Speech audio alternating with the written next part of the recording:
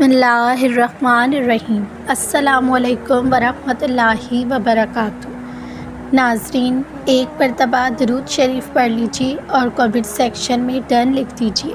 محمد صلی اللہ علیہ وسلم ہمارے لیے کیا ہے؟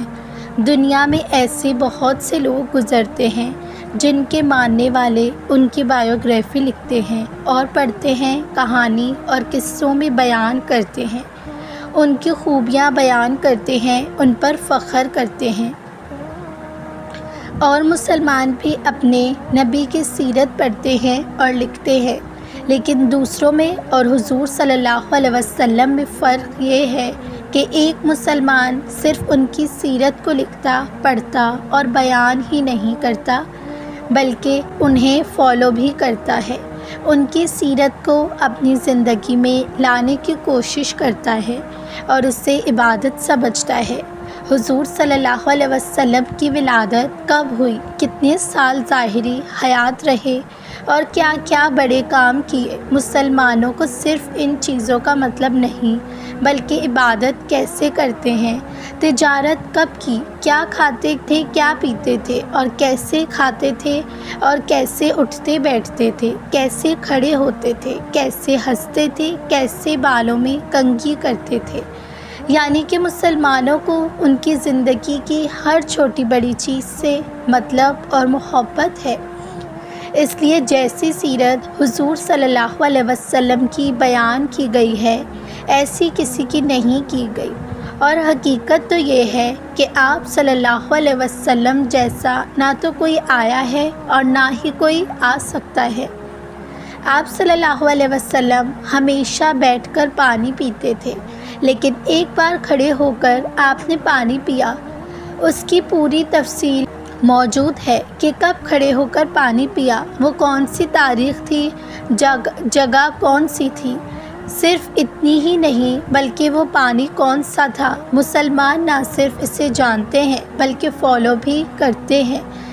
آج کتنے مسلمان بیٹھے ہوتے ہیں، انہیں زمزم کا پانی دیا جاتا ہے تو وہ کھڑے ہو جاتے ہیں اور کعبے کی طرف منہ کر کے زمزم کا پانی پیتے ہیں، حالانکہ ایسا کرنا ضروری نہیں، پر حضور صلی اللہ علیہ وسلم سے محبت ہے۔ آپ صلی اللہ علیہ وسلم نے ایسا کیا تھا، اسی لیے کرتے ہیں۔ بیویوں سے کیسے پیش آتے ہیں، بیٹیوں سے کیسا معاملہ رکھتے ہیں، نواسے اور نواسی سے کیسی محبت کرتے ہیں، نوکروں کو ڈانٹتے یا نہیں، ساتھیوں سے باتیں کیسے کرتے ہیں، سب کچھ موجود ہے۔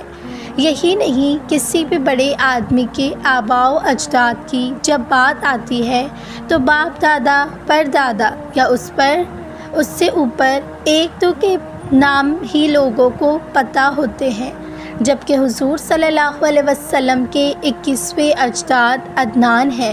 وہاں تک خود مجھے 10-11 سال کی عمر میں یاد تھا۔ یہ محبت، الفت، چاہت اور یہ لگاؤ کہیں دوسری جگہ نہیں ملے گا۔ اس لیے محمد صلی اللہ علیہ وسلم کیا تھے، کیا نہیں، ہمیں بتانے کی کوشش نہ جائیے۔ ہمارے دلوں میں ہر شے، ہر چیز سے زیادہ ہمارے آقا صلی اللہ علیہ وسلم کی محبت ہے۔ حضور صلی اللہ علیہ وسلم کی ولادت کے ٹھیک بعد خاطب بغدادی نے اپنی سند کے ساتھ یہ حدیث روایت کی ہے کہ حضور صلی اللہ علیہ وسلم کی والدہ ماجدہ حضرت بی بی آمنہ نے فرمایا کہ جب حضور صلی اللہ علیہ وسلم پیدا ہوئے تو میں نے دیکھا کہ ایک بہت بڑی بدلی یعنی بادل آئے ہیں، جس میں روشنی کے ساتھ گھوڑوں کے ہنہنانے اور پرندوں کے اڑنے کی آواز تھی، اور کچھ انسانوں کی بولیاں بھی سنائی دیتی تھی۔ پھر ایک دم حضور صلی اللہ علیہ وسلم میرے سامنے سے غائب ہو گئے، اور میں نے سنا کہ ایک اعلان کرنے والا اعلان کر رہا ہے۔ انہیں حضرت آدم علیہ السلام کی صورت، حضرت شیش علیہ السلام کی معرفت، حضرت نوح علیہ السلام کی شجاعت، حضرت ابراہیم علیہ السلام کی خلافت، حضرت اسماعیل علیہ السلام کی زبان، حضرت اسحاق علیہ السلام کی رضا، حضرت صالح علیہ السلام کی فصاحت، حضرت لوط علیہ السلام کی حکمت، حضرت یعقوب علیہ السلام کی بصارت، حضرت موسیٰ علیہ السلام کی شدت، حضرت ایوب علیہ السلام کا صبر، حضرت یونس علیہ السلام کی طاقت، حضرت یوشع علیہ السلام کا جہاد، حضرت داؤد علیہ السلام کی آواز، حضرت دانیال علیہ السلام کی محبت، حضرت یحییٰ علیہ السلام کی عصمت، حضرت عیسیٰ علیہ السلام کا ذوق عطا کر کے ان کو تمام پیغمبروں کے کلمات اور اخلاق حسنہ سے مزین کر دو۔ اس کے باوجود وہ بادل چھٹ گیا۔ پھر میں نے دیکھا کہ آپ ریشم کے سبز کپڑے میں لپٹے ہوئے ہیں اور اس پہ کپڑے سے پانی ٹپک رہا ہے، اور میں کوئی منادی یعنی اعلان کر رہا ہے کہ واہ واہ، کیا خوب محمد صلی اللہ علیہ وسلم کے تمام دنیا پر قبضہ دے دیا گیا، اور کائنات عالم کی کوئی چیز باقی نہ رہی جو ان کے قبضہ اقتدار و غلابت اطاعت سے نہ ہو۔ اب میں نے چہرہ انور کو دیکھا تو 14ویں کے چاند کی طرح چمک رہا تھا، اور بدن سے پاکیزہ مشک کی خوشبو آ رہی تھی۔ پھر 3 شخص نظر آئے، ایک کے ہاتھ میں چاندی کا لوٹا، دوسرے کے ہاتھ میں سبز جمارت کا تشت، تیسرے کے ہاتھ میں ایک چمکدار انگوٹھی تھی۔ انگوٹھی کو 7 مرتبہ دھو کر اس نے حضور صلی اللہ علیہ وسلم کے دونوں شانوں کے درمیان مہرِ نبوت لگا دی۔ پھر حضور صلی اللہ علیہ وسلم کو ریشمی کپڑے میں لپیٹ کر اٹھایا اور ایک لمحے کے بعد میرے سپرد کر دیا۔ ناظرین، امید کرتی ہوں آپ کو آج کی ویڈیو کا عنوان اچھا لگا ہوگا۔ آج کی اس ویڈیو کا دوسرا ٹاپک ہے، آپ کا کیا خیال ہے کہ ہدایت صرف دعا مانگنے سے ہی ملتی ہے؟ چلیں آج تھوڑا سا اس بارے میں جانتے ہیں۔ ان اللہ لا یغیر ما بقوم حتی یغیروا ما بانفسہم، بے شک اللہ کسی قوم کی حالت نہیں بدلتا جب تک وہ خود اپنی حالت نہ بدلیں۔ ہدایت صرف دعا مانگنے سے نہیں ملتی، بلکہ اس کے لیے اپنے گناہوں سے سچی توبہ، دل کی نیت اور عملی تبدیلی بھی ضروری ہے۔ جب تک انسان صرف زبان سے یا اللہ مجھے ہدایت دے کہتا رہے، لیکن اس کی عمل، دوستیاں، سوچ، نظریات اور دل گناہوں میں ڈوبا رہے، تب تک ہدایت کا دروازہ نہیں کھلتا۔ یعنی جب ہم خود کو اللہ کے لیے بدلنا شروع کریں گے، تبھی اللہ ہمیں وہ بدلاؤ لائے گا جس کی ہم دعا کرتے ہیں۔